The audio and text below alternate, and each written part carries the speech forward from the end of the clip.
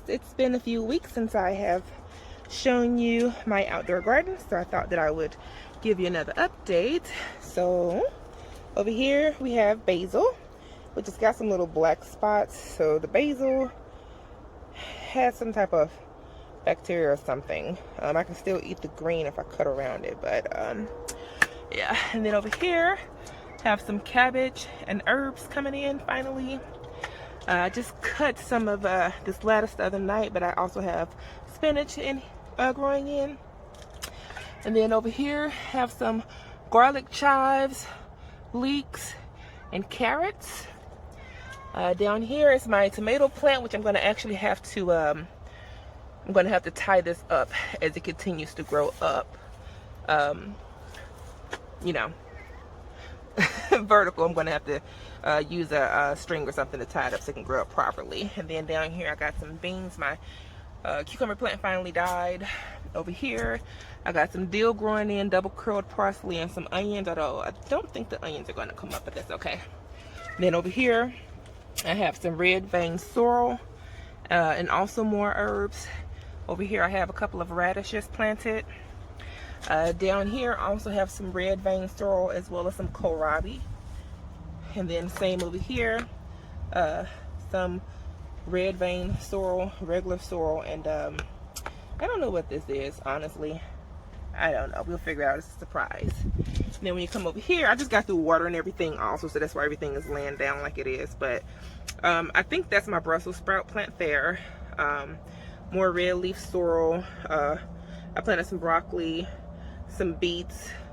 Everything is kind of just mixed up in this bed, so I guess I'll find out what's what as it comes up. Actually, this might be my beets. I don't know.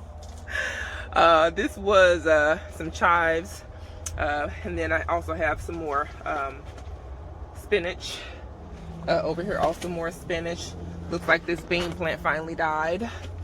Over here we have a pepper plant. It looks like something's been eating on my pepper. Bean plant here. We have some parsley here, red vein sorrel here, and more spinach. And then we come over here. This here are my collard greens growing in. Over here is it could be my tatsoi, or it could be radishes. Same for this. This could be my radishes, or it could be my tatsoi. I don't know. I know one is one. I'll just have to wait and see. Also, I was in a rush planting stuff, and of course I did not put any markers in here to tell me what's what. This is my strawberry plant that will not be producing any more strawberries, and it looks like it's got some weeds in here that I'm going to have to actually pull out. Then we come to the other greenhouse, and red vein sorrel, green onions. This here is a what is that? I'll come back to it. My mother-in-law gave me this plant. Celery. That's a celery plant.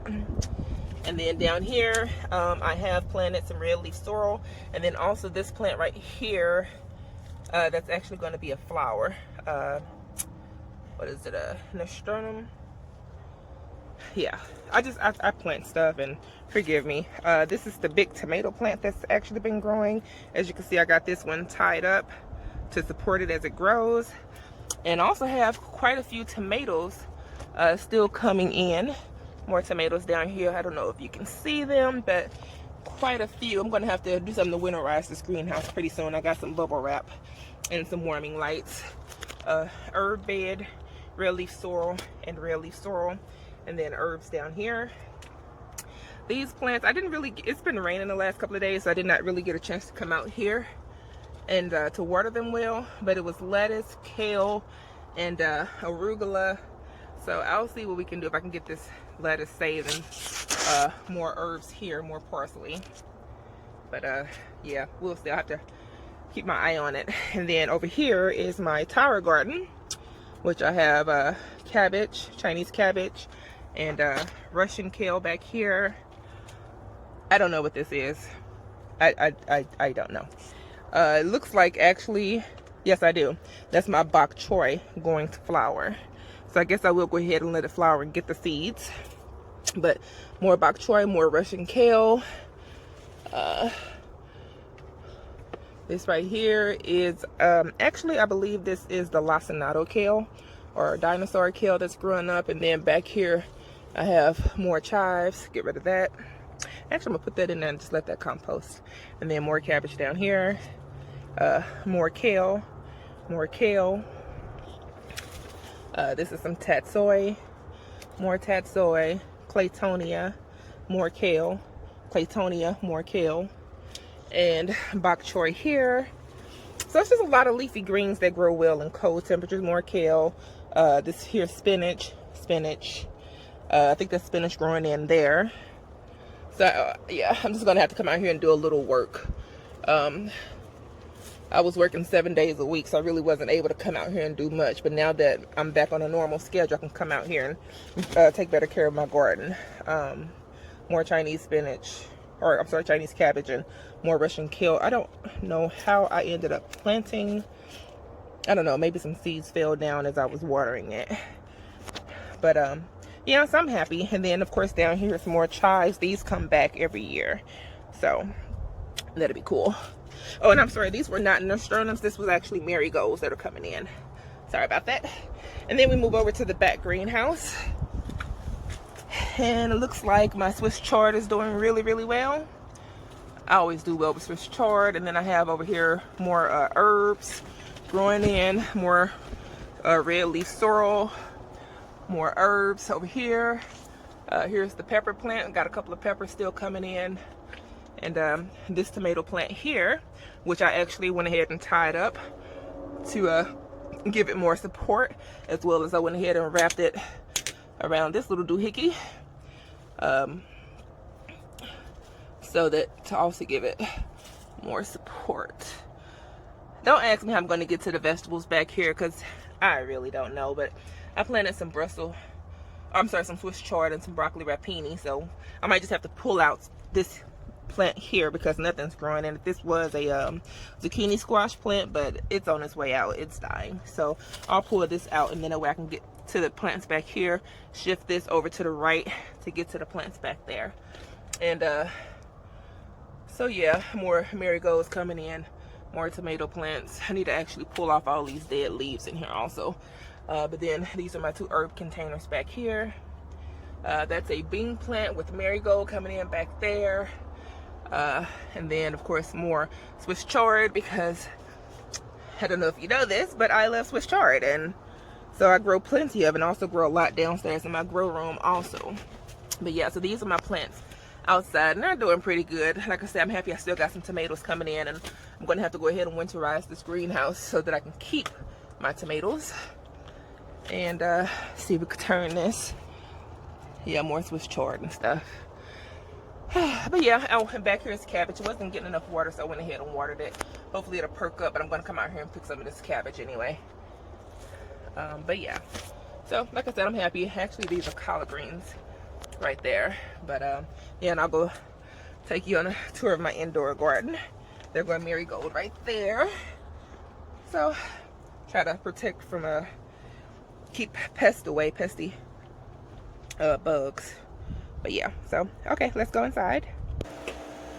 Okay, now we are inside my indoor grow room, and right here, a little pepper plant. I went ahead and planted. This is broccoli rapini, and then I have tatsoi, and another broccoli rapini back here. I have a tomato plant in here that I'm going to actually probably move further down, and because it's going to get pretty tall. And then of course another pepper plant in the back, and one right here also. This is a habanero pepper. And then if you come down here, this is just some cabbage and some lettuce that I picked the other day. And then I got some New Zealand spice here. I got a lot of containers that I was going to replant, but I changed my mind and decided not to because I have more than enough food growing. Another tomato plant here. That's a broccoli plant. I don't really know what it's doing. I'm sure it doesn't know what it's doing. Yeah, so we'll just let that be for now. And then I have a cucumber plant here, which I tied up a string to give it more support, so as it grows it wraps around. And I also put some Epsom salt in a container because the leaves were turning colors and drying.